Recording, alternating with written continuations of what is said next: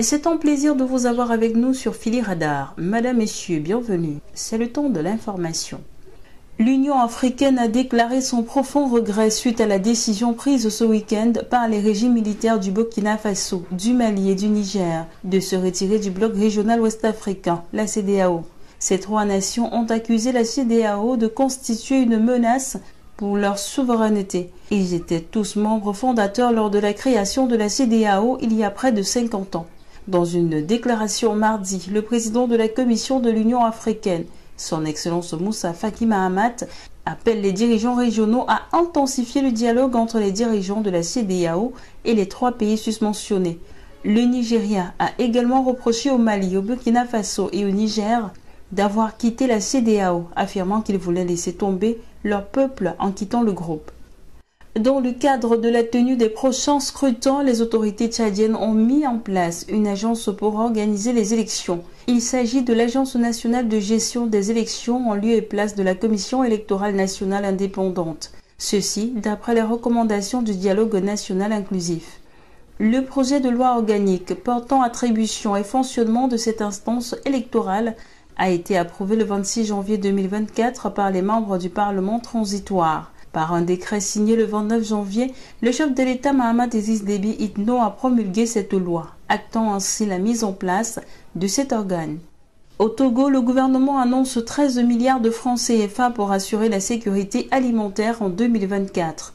Ce montant prévisionnel correspond à 25% du budget du ministère de l'Agriculture, de l'Élevage et du Développement rural, qui s'établit à 52 milliards de francs CFA et permettra de financer des projets portés par ce département, notamment le plan septennal de sécurité alimentaire du Togo sur la période 2024-2030, validé en juillet 2023. Cette démarche vise à lutter contre la faim, consolider la sécurité alimentaire, améliorer la nutrition et promouvoir une agriculture durable. Une partie de ces fonds sera octroyée à l'Agence nationale de sécurité alimentaire du Togo, pour poursuivre la mise en œuvre de sa politique d'achat et de stockage des céréales, ainsi que de préfinancement des producteurs agricoles.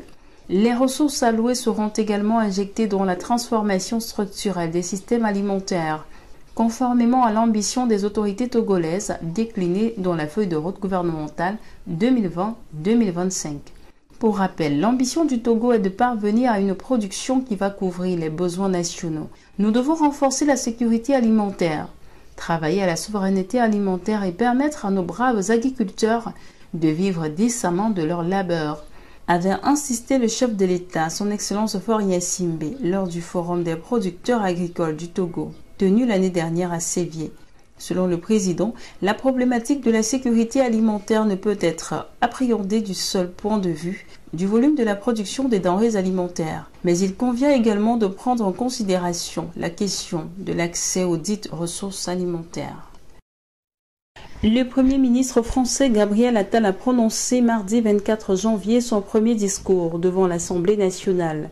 Le travail, l'agriculture et l'écologie ont été l'essentiel de son message. Environ 3 semaines après sa nomination, le Premier ministre Gabriel Attal a dévoilé mardi devant l'Assemblée nationale sa feuille de route. Un exercice incontournable de la Ve République pour tout locataire de Matignon de présenter les grandes lignes de l'action gouvernementale pour les mois à venir.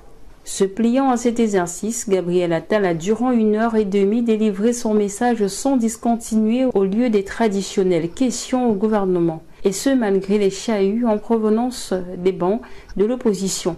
Le mot d'ordre réaffirmer la position de la France, je propose que la France soit pleinement souveraine, a fait valoir Gabriel Attal.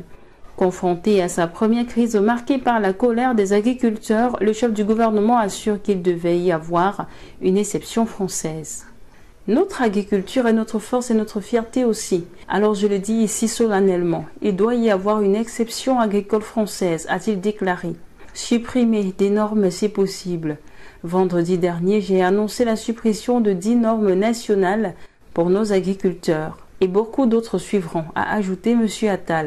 Lors d'une rencontre avec les syndicats vendredi dernier, le chef du gouvernement avait annoncé un premier train de mesures sans pour autant calmer la colère. Depuis lundi après-midi, des agriculteurs bloquent des axes stratégiques autour de Paris. C'est ici que s'achève ce flash d'information. Merci de l'avoir suivi. Abonnez-vous à la chaîne si ce n'est pas encore le cas. Activez la cloche de notification pour suivre toute l'actualité sur Phili Radar Média. À très bientôt.